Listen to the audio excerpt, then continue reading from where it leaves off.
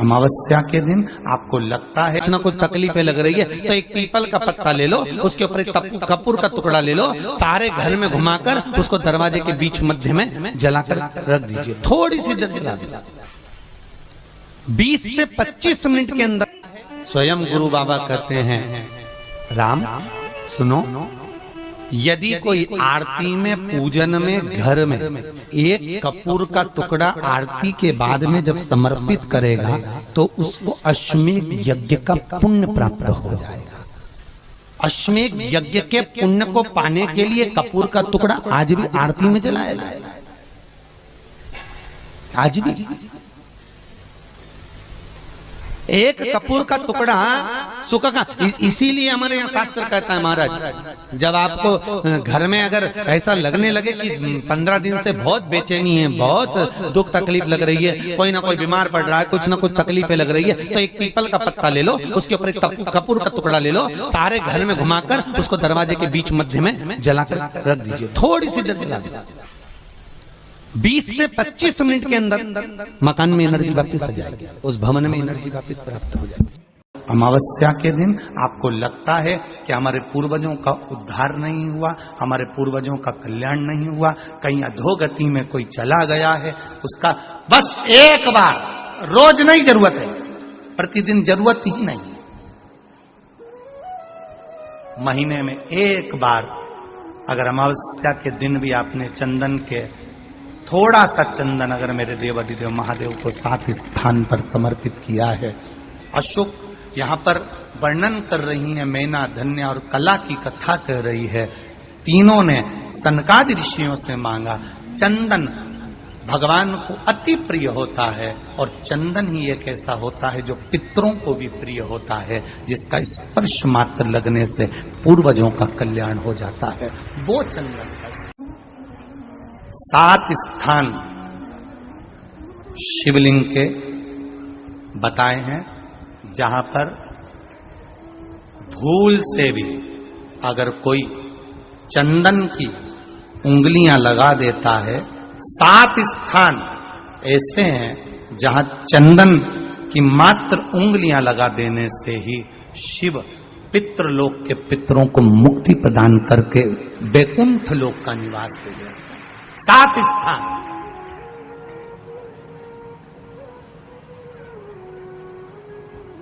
और वो 7 स्थान जो चंदन के बताए गए हैं, पहला भगवान देवाधिदेव महादेव के शिवलिंग पर चंदन का लेपन, समझ लेना जरा बहुत अच्छे से। आपको लगता है स्वप्न में कोई मुर्दे दिख रहे हैं, या कोई जल रहा है, या कोई मर रहा है, या कोई चला गया है, ऐसा भय लगता है, बच्चों को मानी भेजूंगी ऐसा हो जाएगा, पति को मानी भेजूंगी ऐसा हो जाएगा, कोई हमारे कोई गलत तो नहीं कर रहा है, आपको लगता है। 7 स्थान चंदन के बताएं महाराज। पहला शिवलिंग, दूसरा जहां गणेश जी का स्थान है, मालूम है ना सबको, जम के बोलो जरा, मालूम है ना सबको, जहां गणेश जी का स्थान है वहां अलग से गणेश जी बैठे, वहां नहीं, शिवलिंग में जलाधारी के ठीक सामने, राइट में गणेश, लेफ्ट में कार्तिकेय, बीच में अशोक सुंदरी। तो पहला चंदन बाबा के शिवलिंग पर, दूसरा गणेश जी पर चंदन की उंगली, तीसरा षडानंद कार्तिकेय पर चंदन की उंगली, चौथा अशोक सुंदरी पर चंदन की उंगली, पांचवा जलाधारी पर चंदन की उंगली, छठा जो शिवलिंग का जल बह रहा है इसके ठीक विपरीत की ओर चंदन की उंगली, और 7वां चंदन नंदी के मस्तक के ऊपर जो 2 सींग लगे रहते हैं उस पर चंदन की उंगली। ये कब लगाई जाती है? या तो अमावस्या के दिन आपको लगता है कि हमारे पूर्वजों का उद्धार नहीं हुआ, हमारे पूर्वजों का कल्याण नहीं हुआ, कहीं अधोगति में कोई चला गया है, उसका बस एक बार, रोज नहीं जरूरत है, प्रतिदिन जरूरत ही नहीं, महीने में एक बार अगर अमावस्या के दिन भी आपने चंदन के थोड़ा सा चंदन अगर मेरे देवाधिदेव महादेव को 7 स्थान पर समर्पित किया है। अशोक यहाँ पर वर्णन कर रही है, मैना, धन्य और कला की कथा कर रही है। तीनों ने सनकादि ऋषियों से मांगा। चंदन भगवान को अति प्रिय होता है और चंदन ही एक ऐसा होता है जो पितरों को भी प्रिय होता है, जिसका स्पर्श मात्र लगने से पूर्वजों का कल्याण हो जाता है, वो चंदन का। आपके घर में पितृदोष है, आपको ऐसा महसूस होता है, आपको लगता है, तो किसी भी नवरात्रि के पहले जो अमावस्या पड़ती है, मान लो अपन अमावस्या पड़ी, आप एक अंदाजा लगाइए, तो जिस दिन अमावस्या रहे उस दिन चावल की कटोरी में एक कपूर का टुकड़ा रख दीजिए महाराज, छोटा सा, और कपूर का टुकड़ा रखकर उस कपूर को दरवाजे के बाहर कटोरी में ही, चावल रखी हुई कटोरी में ही उसको पितरों का स्मरण कर कर जला दीजिए। और जलाने के बाद उस चावल को कहीं भी किसी भी वृक्ष की छांव में पक्षियों के लिए डाल दीजिए। शिव महापुराण की कथा कहती है, अगर मान लो पितृ आपको कष्ट दे रहे हैं, पितृ आपको तकलीफ दे रहे हैं, कोई काम नहीं होने दे रहे हैं, या कहीं आपको ऐसा लगता है कि पितरों का दोष है, तो वो पितृदोष देवी, अब ये जो आप करेंगे ये कब कर रहे हैं? अमावस्या के दिन आप उसको रख रहे हैं। अमावस्या के दिन उसको रखकर रात भर अपने रखा कपूर के साथ में, सुबह एकम पड़ गई, नवरात्रि लग गई, उसी दिन उसको जलाकर आपने पटक दिया। अर्थात उससे देवी और पितृ इन दोनों का आशीर्वाद जो प्राप्त होता है, तो घर में से पितृदोष समाप्त होकर लक्ष्मी की वृद्धि प्रारंभ हो जाती है, कार्य में सिद्धता आ जाती है। मान लो अगर पितृदोष है तो करो, नहीं है बड़े अलमस्ती से रहो, तो ये पितृदोष का स्मरण। तो यहाँ शास्त्र कह रहा है कि पितरों का जो लोक होता है, पितर जो लोक होता है, उस पितृलोक में 64 योगिनियां प्रवेश नहीं करती। शिव महापुराण कर रही है, शंकर की कथा कर रही है। एक छोटा सा उपाय अवश्य करिए। मान लो आपको लग रहा है कि आपके घर में पितृदोष है, आपको ऐसा महसूस होता है, अमावस्या पड़ती है, चावल की कटोरी में एक कपूर का टुकड़ा रख दीजिए मान, छोटा सा, और कपूर का टुकड़ा रखकर उस कपूर को दरवाजे के बाहर कटोरी में ही, चावल रखी हुई कटोरी में ही उसको पितरों का स्मरण कर कर जला दीजिए। और जलाने के बाद उस चावल को कहीं भी किसी भी वृक्ष की छांव में पक्षियों के लिए डाल दीजिए। शिव महापुराण की कथा कहती है, अगर मान लो पितृ आपको कष्ट दे रहे हैं, पितृ आपको तकलीफ दे रहे हैं, कोई काम नहीं होने दे रहे हैं, या कहीं आपको ऐसा लगता है कि पितरों का दोष है, तो वो पितृदोष देवी, अब ये जो आप करेंगे ये कब कर रहे हैं? अमावस्या के दिन आप उसको रख रहे हैं। अमावस्या के दिन उसको रखकर रात भर आपने रखा कपूर के साथ में, सुबह एकम पड़ गई, उसी दिन उसको जलाकर आपने पटक दिया। अर्थात उससे देवी और पितृ इन दोनों का आशीर्वाद जो प्राप्त होता है, तो घर में से पितृदोष समाप्त होकर लक्ष्मी की वृद्धि प्रारंभ हो जाती है। अमावस्या के दिन प्रदोष काल में, प्रदोष के समय पर, प्रदोष काल में शाम के समय पर जाकर किसी भी नदी, तालाब, बावड़ी, कुआं, कहीं ना कहीं जो आपके पास में हो, वहां पर एक घी का दिया, बत्ती का मुंह दक्षिण की ओर कर कर अवश्य जला कर जाना, सारे पितृदोष समाप्त हो जाएगा। अगर नदी, तालाब, बावड़ी, कुआं नहीं है तो पीपल का वृक्ष हो या बेलपत्री का वृक्ष हो या बट का वृक्ष हो, उसके नीचे लगा दो प्रदोष काल में। पर अमावस्या के दिन लगाएं जरूर। क्यों? क्योंकि अमावस्या 16 दिन तक पितृ मृत्यु लोक में आने के बाद में भोजन ग्रहण करते हैं। अमावस्या के दिन पितृ शाम के समय प्रदोष काल में शंकर भगवान का नाम जाप कर कर नदी, तालाब, बावड़ी पर पानी पीने जाते हैं।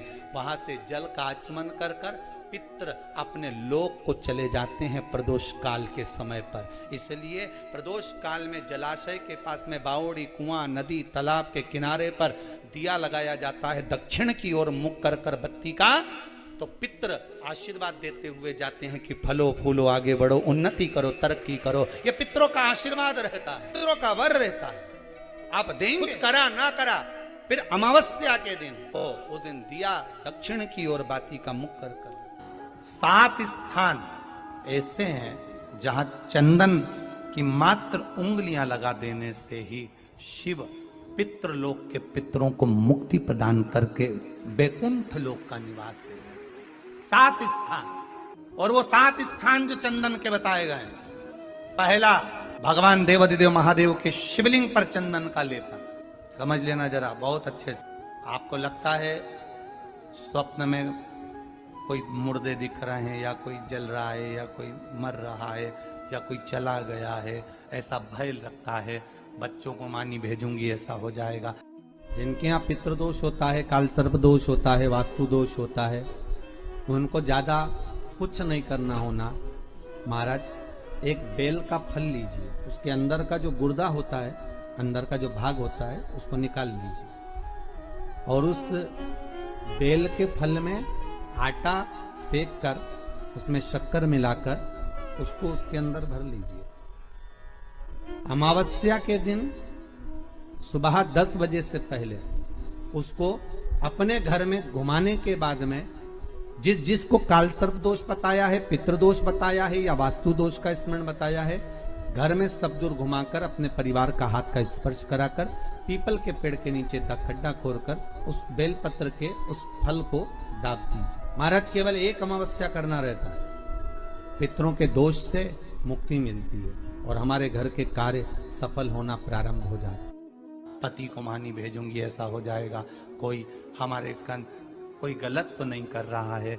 आपको लगता है 7 स्थान चंदन के बताएं, बाबा के शिवलिंग पर, दूसरा गणेश जी पर चंदन की उंगली, तीसरा षडानंद कार्तिकेय पर चंदन की उंगली, चौथा अशोक सुंदरी पर चंदन की उंगली, 5वां जलाधारी पर चंदन की उंगली, छठा जो शिवलिंग का जल बह रहा है इसके ठीक विपरीत की ओर चंदन की उंगली, और 7वां चंदन नंदी के मस्तक के ऊपर जो 2 सींग लगे रहते हैं उस पर चंदन की उंगली।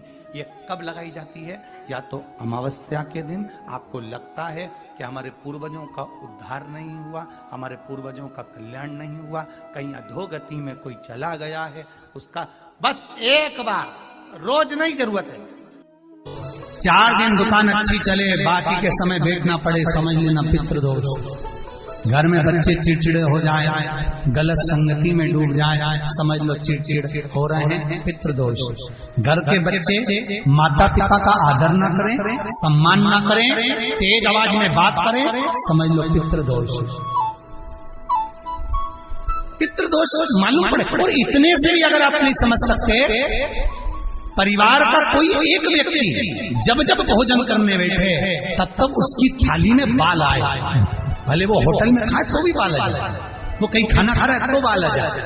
8-15 दिन में, 4 दिन में, 3 दिन में, 2 दिन में, 6 दिन में आपकी थाली के भोजन में अगर बाल निकल रहा है, केश निकल रहा है, समझ लेना कि पितृ आपसे कुछ मांग रहे हैं, पितृ आपसे कुछ चाहते हैं। महाराज एक बेल का फल लीजिए।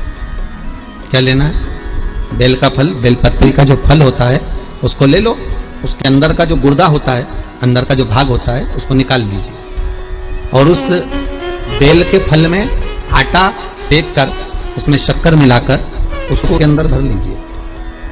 अमावस्या के दिन सुबह 10 बजे से पहले उस बेल फल में जिसमें तुमने पंजेरी भरी है, आटा सेक कर भरा है शक्कर के साथ में, उसको अपने घर में घुमाने के बाद में जिसको काल सर्प दोष बताया है, पितृदोष बताया है, या वास्तु दोष का स्मरण बताया है, घर में सब दूर घुमाकर अपने परिवार का हाथ का स्पर्श कराकर पीपल के पेड़ के नीचे तक खड्डा खोदकर उस बेलपत्र के उस फल को दाब दीजिए। महाराज केवल एक अमावस्या करना रहता है, पितरों के दोष से मुक्ति मिलती है और हमारे घर के कार्य सफल होना प्रारंभ हो जाते हैं। कार्य की सफलता होती है, कार्य में सफलता प्राप्त होने लगती है।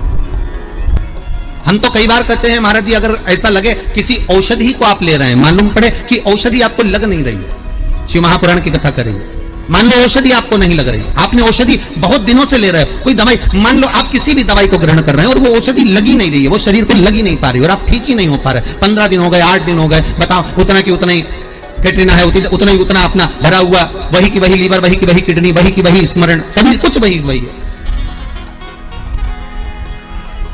उतने की उतना ही। बीपी भी ऊंचा नीचा चल रहा है पर लेवल में नहीं आ रहा, शुगर भी लेवल में नहीं आ रही, तो प्रयास करा करो महाराज, बेलपत्री के फल का जो गुर्दा है, अंदर का जो भाग है फल का, उसको पानी में गला लीजिए और प्रदोष कम से कम प्रदोष नहीं हो और बीमारी जरा दवाई लगी नहीं रही हो तो बिना प्रदोष के भी कर सकते हो। उसको पानी में गलाइए आधा घंटा पानी में। जैसे आपको सुबह मंदिर जाना है 10 बजे, तो सुबह स्नान कर कम से कम 6:30-7 बजे उसको पानी में गला दीजिए और उस बेले के फल का गुर्दा से गला हुआ पानी शिव जी को ले जाकर समर्पित कर दीजिए। महाराज उस पानी में से थोड़ा सा 1 चम्मच पानी शिव जी पे चढ़ा हुआ लेकर आ जाइए। उस पानी को जो बीमार व्यक्ति है उसको औषधि देने से पहले मात्र आधी चम्मच से भी आधा चम्मच उसको दे दीजिए। भगवान शंकर का श्री शिवाय नमस्तुभ्यम का जाप कर उस पानी को देने के बाद अगर आप औषधि देंगे तो ये पक्का है कि औषधि अपना कार्य करना प्रारंभ कर देगी और वो स्वस्थ होना प्रारंभ हो जाएगी। वो स्वस्थ हो। औषधि